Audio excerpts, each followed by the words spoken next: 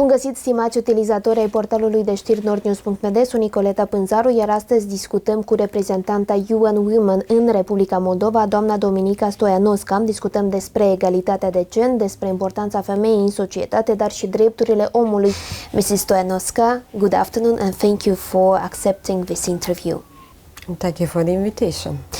First of all, we would like to talk about your vast experience in the field of human rights and women rights promotion. My main questions will start with the fact that what motivated you to become very interested in this field? Well, thank you for the very nice question. Indeed, I have a vast experience, but I think that goes very long ago. My motivation was since I was a child. So I was actually living these inequalities that I wouldn't really understand. We are living in a society which still has globally, worldwide, wide gender inequalities where women are lagging behind in different areas. And for me, when I was a child, I was seeing this something which I could not interpret, but it was visible when we were playing how girls and boys would have been assigned the different roles in even playing in the schools and even in the kindergarten. So something that started from there, and I really want to make a point of how much I agree actually on one proverb from Moldova, which is cei 7 ani de acasă, which is so relevant on the first 6 years of their life when girls and boys are being educated and what their expectations, what their roles are, what they are supposed to be doing. So for me was since childhood this need to start working and changing those stereotypes. I wouldn't really agree that for girls was to be only feminine, to be only beautiful, to strive to just get married, and for boys to be strong, never to cry, etc. It was visible for us as a boys and girls who were playing. That was something that was not fair. It was not right, and I couldn't understand. And then along in my life, I started to see it more visible and understand it more when I was in teenager years, in the school. We had books which were very full of gender stereotypes. What men are doing, what women are doing, what are our aspirations. Girls are not good for IT and techniques and boys are good for that. So it was full of those stereotypes which again led me to move forward and see what we can do about that. So I was active in my high school days on building in a way this feminist agenda and trying to strive and more for gender equality between us as teenagers, even as activity. And then during my university time, I studied political sciences, and it was very important to see how electoral system, political system really did not at all paid attention to the fact how gender equalities continue to persist and how we see women being out of parliaments, out of governments with no real reason why, when we have mostly in many countries highly educated women. So then I ended up doing my PhD research on gender inequalities and seeing what the feminist agenda is around and how we can improve that. And then was just an occasion of really seeing an opportunity to start working with the United Nations and the agency working on gender equality and kind of, in a way, translate all my education and benefits from my education and research on actual work on the ground with real situations and real challenges women faced from all levels. I read that your grandmother was the first person who provoked you to literally change things. Is it true? Yes. Why? Can you just develop this idea? My grandmother was this very strong person who would, in a way, guide us all, but she would perpetuate this gender stereotype. She would say constantly, the boys can stay like long in the evening and girls should come back home earlier because they are girls. And kind of all this, she was challenging me in a way that I was even more convinced that things need to be changed and that we are not just to be wives. She had her life, she had found her strength to lead and guide our family. She was our role model, but she constantly was saying that she was the neck of the family and her husband was the head of the family. So, and I was challenging her saying like, I am tired of being of you saying being the neck, you have to be equal. So there's, in a way, she motivated me and constantly provoked me to really fight my battles, even without knowing it. Yes, this is true because majority of our family is still living by this principle that the woman is the neck, but the man is the head of the family. But remaining on this subject, I would like to speak more about now your mission here in the Republic of Moldova. What does the ratification of the Istanbul Convention that our country adopted means now in this regional context for our country? Does it have any changes to change the status quo in our country or not? Well, thank you for this complex question. Actually, the Istanbul Convention is, from what is being recognized now, one of the best legal documents which exists to prevent, protect, and from violence and prosecute cases of violence. As a document itself is one of the strongest, and we as UN agency have actually been very much involved into advocating for its ratification, also based on the recommendations which have been given to the country from the Committee on Elimination of All Forms of Discrimination Against Women. This is a UN global treaty, and the recommendation to the country was actually to ratify the Istanbul Convention because of is strong legal document per se with all the provisions. So the Istanbul Convention is based on these 4 P's, which is related to prevention, protection, prosecution, and integrated services, and in a way it tackles and addresses this complex phenomena of prevention and response to gender-based violence. I believe that even before the ratification in the country, there was no really a status quo. It was really an effort to improve legislation. But what the ratification will bring overall approach on coordinated approach, in the sense of it already moved on strengthening the legislation. So the current legislation has been further amended and improved to align with the provisions of the Istanbul Convention, which is very important. But at the same time, what this convention will bring on, it will lead to strengthening and improving of services based on specific standards. This convention brings specific standards about what and how the services should be provided. It has also a strong pillar on prosecution and on integrated approach. One element, I will not go into details, there is a lot of information about that. What is important is that the monitoring of the implementation. So first, this convention brings, in a way, countries who are ratifying it then are subject to the oversight of the Grevio Committee, which assess the progress of different countries. And in this context of Moldova, which is now a candidate country to the European Union, by the way, now also the European Parliament approved ratification of the Istanbul Convention by the European Commission.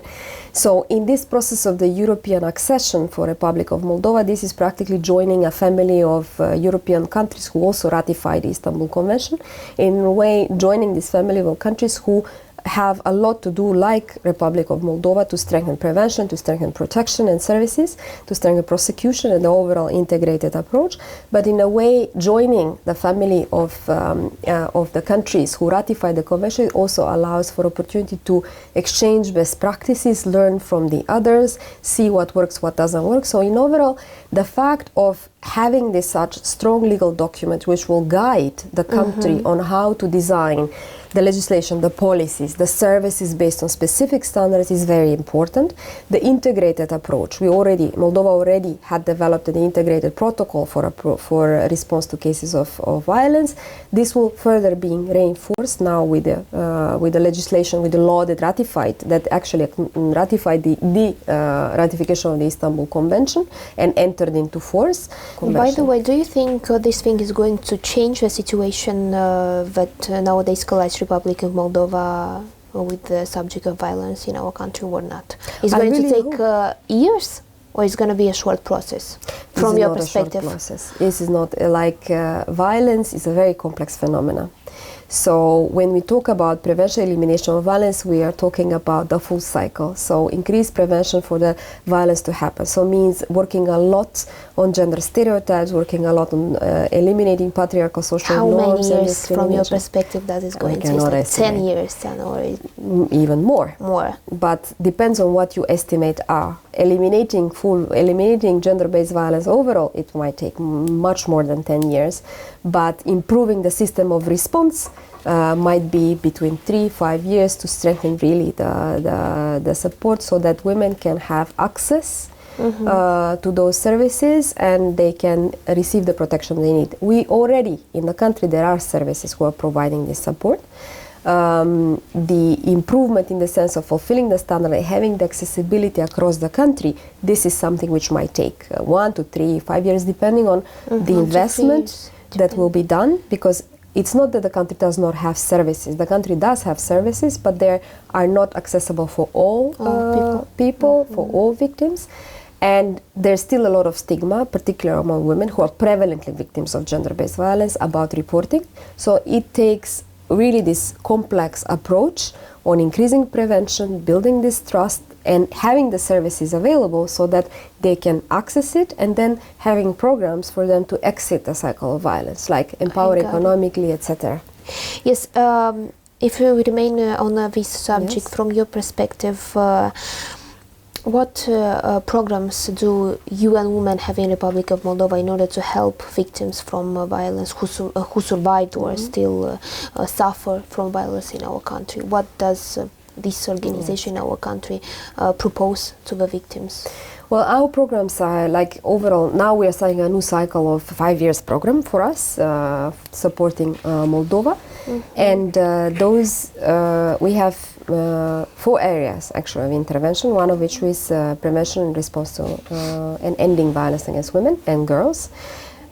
So specifically the topic that you are interested in, our programs are again aligned, let's say, to the 4 P's of the Istanbul Convention. So we have been working on prevention, and specifically working with women and girls to raise awareness about their rights, about the legal provisions in the country, raising awareness that domestic violence, gender-based violence is a crime, and then they have to seek their rights and they have to be aware that this is actually should not be tolerated. So working with women and girls at community level, but also specific actions at community level, engaging the whole community, including the authorities, central authorities, NGOs, schools, community leaders, civil society, absolutely.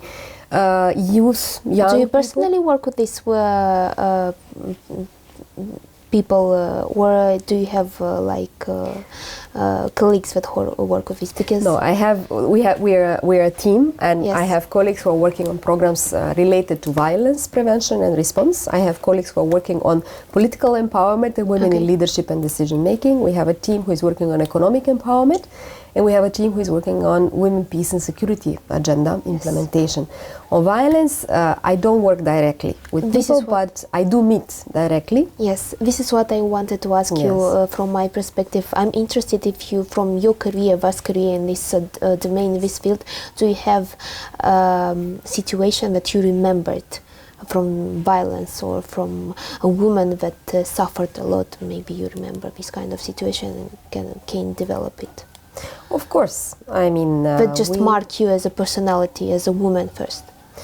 There are many stories which marks you. Many stories of violence, many stories of discrimination across. I'm not speaking only Moldova. In my career, there have been several cases of when you encounter women who would speak or those who would not. Here, I was very humbled and surprised to meet women who have been supported, who are survivors of violence. They managed to exit the cycle of violence, to get support, and they have been very vocal about that, supporting other women.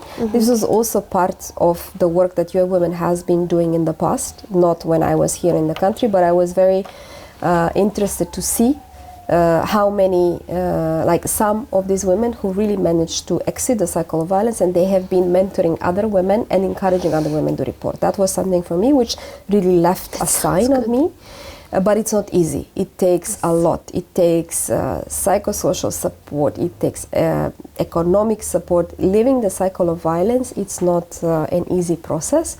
but with the proper support and with the proper targeted intervention, it's possible. So I do meet people in the community, specifically when you have meetings, when you have, but I'm not working directly. I have a team, and then we have partnership with civil society organizations, with governments, with service providers, and through that I get in touch.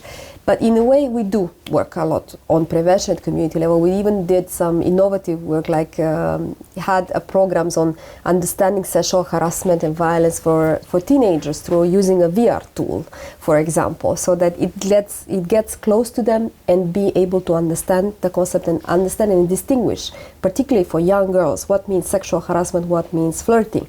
That the line is not so easily recognizable for girls. They think that they are just someone is flirting with them and do not recognize openly these the elements of sexual harassment. By the way, do you think that all of these things that we're talking right now should be learning in school? Of course. Because we do not learn such things in school, unfortunately. Maybe in recent years, authorities decided to learn more, but in another years we didn't start this subject because we consider, or maybe majority of people consider this subject to be a taboo, a subject that people do not talk of. I can tell you that yes, it's true. It should be learned at school, and I had two examples to share. Yes. We have.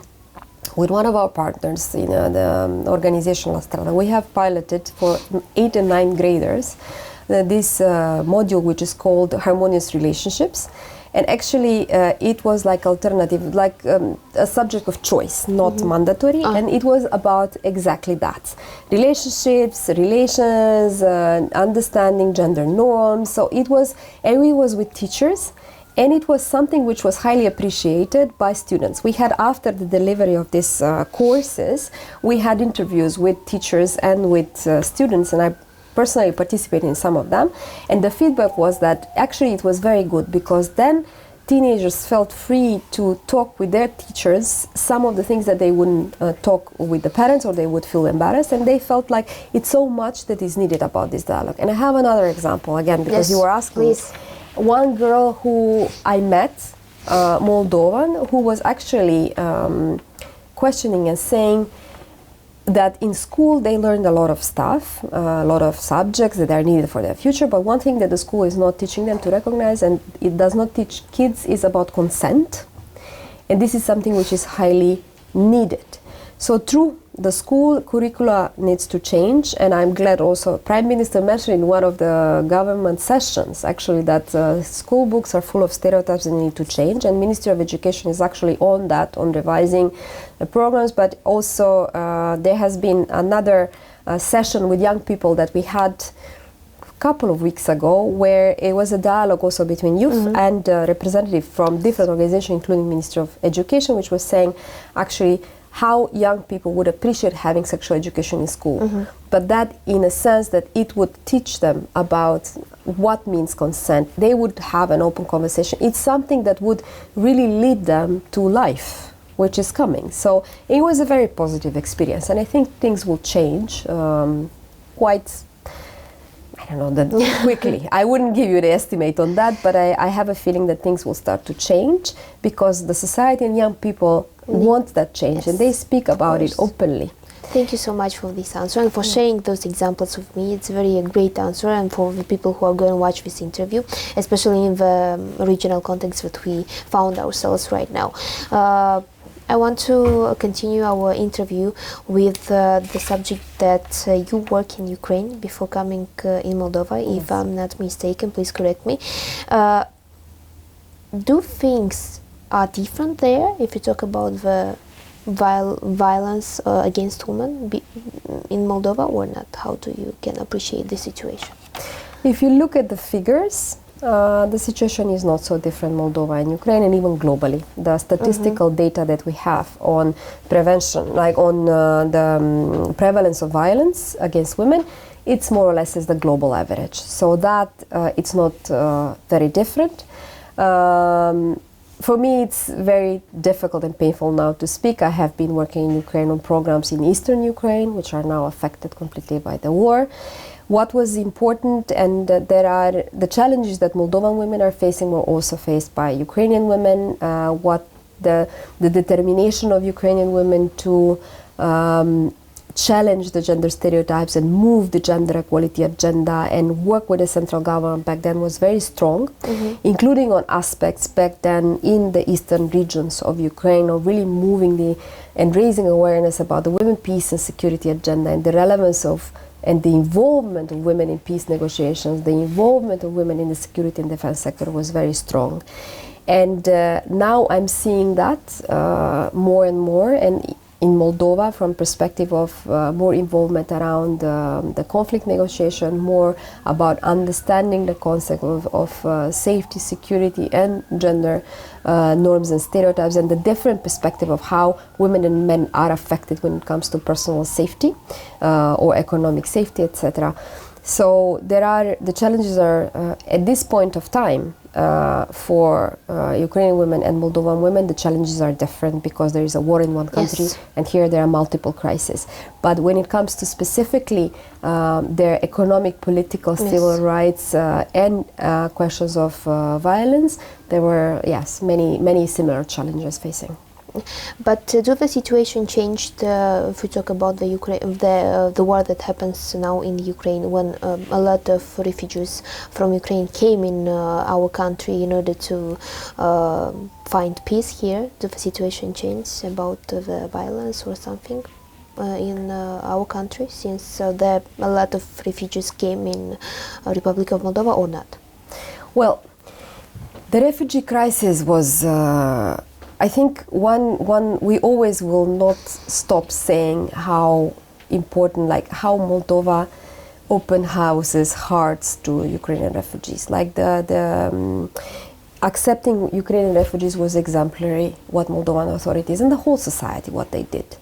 What we have was how the response was designed actually to really welcome, to help the refugees, particularly those who stayed, but also to assist those who were transiting through the country. Yes. It was a very difficult period. It was difficult also for Moldovan communities because it was not only about refugee crisis. It was also about the energy crisis. It was also about the economic crisis following the COVID-19 pandemic. So it was very difficult. What we don't have evidence. We don't have now a prevalence survey saying that that due to that violence cases increased. We don't have the evidence to prove that. What is important, we know the risks. In every crisis, women are disproportionately affected. Here in Moldova and overall, because of the war, we have a very unique refugee crisis with prevalently refugees are women and children and elderly. So in that case, what was very important is to assess the risk and risks of gender-based violence, risk of women running also from Ukraine and being affected in conflict-related sexual violence, risk of sexual exploitation and abuse and trafficking are existent. What is important is to design the system of support in a way for them to prevent cases, all of them, and at the same time provide the necessary support in case women decide to speak about any type of forms of violence and risk, because that's most important. We cannot force women, we cannot extrapolate. We need to give them the condition for them to approach and ask for provision. And here I think the most important was the element of this element of the solidarity. It was crucial, particularly because at the onset of the crisis also many women's organizations, all the sector, but women's organizations were out there on the field to support, and that was also our decision to continue supporting actually the women's organization on the ground, the frontliners, to be able to provide that support. How do you think, do we have any results now to appreciate the value of you and women in Moldova since you came in this country and begin to change things in order to resolve things and bad attitude against women in our society? Are there any results that we need to talk about? Well, when I came, I just continued in a way supporting and leading the work that this office has been doing for many years, and this has been doing in a way on the invitation and jointly with the government, with the parliament, with the civil society sector. There was a strong awareness on the challenges, on priorities that need to be done, and to be frank, there is now is the momentum when we see women's empowerment and gender equality agenda very high on the political agenda of the government and the parliament, and of course the civil society, who has been vocal for many, many years.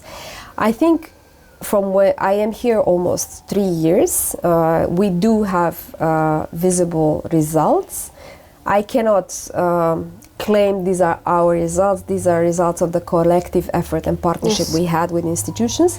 But definitely what I have witnessed and what the whole team has been working on was on several areas. And I can quote some of those.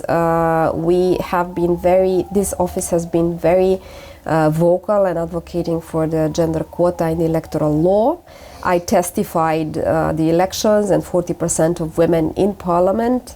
I testified the first woman president in the country, the woman prime minister. I am testifying now the balanced representation in the government. So this is for long-term advocacy and working particularly on the amendment of the legislation and the endorsement of quota. It's very important. So I witnessed that, but also I'm witnessing now what means more equal representation in decision making, because we see changes. Istanbul Convention was ratified. We are seeing changes in amendment of the law when it comes to reduce the gender wage gap. There are several childcare. So there are several changes which I am witnessing also as a result of our work on advocacy, on providing expert support, technical assistance, etc. Again, on economic, we have been working on economic empowerment, supporting women in business. We have seen how in the roadmap, there is a specific roadmap for economic empowerment of women and through the Economic Council of the Prime Minister, and several programs through government-led programs on supporting women in entrepreneurship. And we are seeing more women being in the business sector, although still limited in the small and medium and still lagging behind. But we see the progress. Of violence, again, lots of advocacy around the ratification, support on services. Now what we have is amended legislation. We have been supporting the opening of the first specialist service for victims of sexual violence in line with the Istanbul Convention. We are supporting service providers, mostly Moldovan service providers, NGOs, who are to expand now also due to the refugee crisis, to strengthen their service provision and expand and create these multi-purpose centers for supporting women. So if they have been providing initially psychosocial support, now they are expanding to legal advice, to economic empowerment programs. So I think I take proud of that and I witness. And just now we are seeing the adoption of the second generation National Action Plan on Women, Peace and Security, which have a strong component on participation of women in security and defense, but also on localization of the agenda, on increased participation of women in peace building. So all of that I am witnessing happening in the country, and also many more. I might have missed several of the things that have happened also due to our support and engagement in the refugee response as well. We have been very, let's say, we mobilized as agency to provide the data immediately at the onset of the crisis. So interviewing refugee women, trying to understand the gender dynamics of the whole displacement which was happening. Just now, recently, we we published an assessment again on gender and the refugee crisis 1 year after.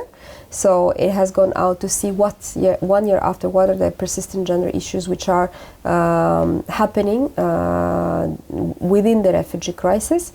We decided on purpose to mobilize resources to support the women's organization. We have been investing through the Women, Peace and Humanitarian Fund more than almost 5 million, like 4 million going to NGOs, but also through other donors. So in a way, and here is like we have, through the support we had received from the government of Sweden, then we had support from the European Union, and partnership with them, and specifically then also for the refugee crisis we had the support from the US government and the Swiss Development Cooperation, the Japanese government, and our national committees, the Finnish one, the German government through the Women, Peace and Humanitarian Fund, to really support the NGOs but also support programs which are related to prevention and response to gender-based violence. So strengthening the civil society who are really providing that support to expand that services. And on economic resilience. The problem of refugee women in the country is really those who decided to stay in Moldova, how to find a job, how to ensure that they have income and they can continue to take care of their children. And so we have several programs which are designed like Cash for Work, or several programs which would enable them, like Women for Online Work, or some specific trainings that they would enter into, trying to either find a job or to help them with their CVs, or try to enter programs for online expansion of businesses. So there are different approaches. And this is where we have decided to be in, including, very important element, on women's leadership in the refugee response. So working with women refugees and Moldovan women at the community level to really support them being leaders and promoters of peace and social dialogue and cohesion in the country, so in different communities. And we see such a strong engagement and really partnership between Moldovan and solidarity between Moldovan and Ukrainian women to find a way how to try to find a solution to challenges, because it's, of course, it's not easy. It's hard. It's hard. It's really hard. And the last question, maybe you exemplify a country where a woman is really appreciated in the society, when the gender equality is at the highest level, from your experience, of course. Maybe an example where we should look forward to our country, Moldova and Ukraine, of course. I think, well, there's no country that achieved gender equality. I know, but maybe it's... But, of course, Nordic countries are always at the forefront. They have endorsed many policies, measures many years ago, which now we can see the benefit of. Those who are closest to achieving gender equality are the Nordic countries. We are seeing also in many other countries across the world progresses, but we're also seeing backlashes and regresses. For Moldova, I think the path of EU accession is very important. The EU accession agenda will continue to support the country's effort also to advance gender equality. The EU accession agenda has several requirements from the legislation and changes, etc. It will have a lot of requirements also on mainstreaming gender equality in all what the country will be doing in several sectors. And you can even see now, when the candidacy status was granted to the country, the recommendations which were given to the country and then were translated in this 9-point action plan had 2 recommendations on, like, one on advancing human rights and gender equality, and the second on prevention and response to gender-based violence. But also it led to considering gender equality issues also when you deal with public administration reform, because it's a public service, it's policy making, so it needs to have the gender equality elements in it. But also the public finance management reform, how you design the budgetary programs, how they're designed based on the specific needs and different needs of women. And do you follow these conditions, how they're implemented in our country? Do you see the main results, or maybe the things that changed since the European Commission gave us these conditions to implement? The 9-point action plan was approved. Based on that, the government program on gender equality was adopted. Yes. After several, and it was not a fast process. It was already a process which initiated as of last year with evaluation of the previous program, with consultative process for designing the new one. The program on ending violence against women and domestic violence is in the final stage of being approved. Again, long process with evaluation of the previous intervention, consultations. There are public administration reform strategy which was adopted, and there are several indicators and requirements on gender indicators and data, and now the process of one government directive on policy planning, development, implementation, coordination is being revised, also with the intention to integrate gender equality perspective with it. The public finance management strategy was adopted, and that strategy was adopted based on a specific assessment which was done, which is called PEF assessment. It looks into the public finance management processes, but has also gender equality elements, and that was used for some targets to be included in the next public finance management strategy. So now we're at the point where the documents have been adopted, and it's an important step forward.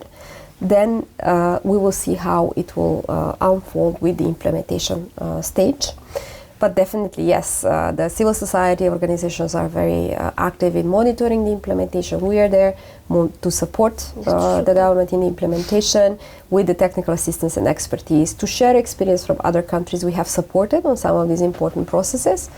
So in a way, there have been important progress in this sense, and I think this path of following the EU accession process will also support Moldova to advance and continue advancing on the aspect of gender equality. Thank you so much for your time. We wish you success in all the changes that you are doing with the UN Women in the Republic of Moldova, and hope to see you soon again. Thank you so much. Thank you very much for the interest, for the invitation, and we are also hopeful. We are here to work really for Moldovan women, yes, for all the women, and also for men who are believe in gender equality, and for because it's very important in our time. Thank you. Yes. Stimați utilizatori ai portalului de știri nordnews.md, vă mulțumesc că ați fost alături de noi și de această dată. Ne revedem în scurt timp pe studioul Nord News. La revedere!